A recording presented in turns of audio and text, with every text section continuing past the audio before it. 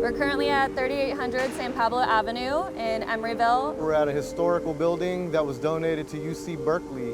It's on the corner of Adeline, San Pablo, 39th Street and West MacArthur, so it's a very odd intersection. In fact, the building itself is called the intersection.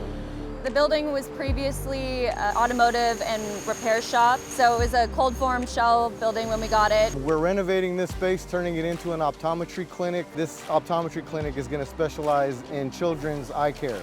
Technically, it's a TI, it's a tenant improvement because the exterior walls are staying up, even though everything on the interior will be brand new. One of the things that we're going to be doing is turning this building into a two-story building from the interior.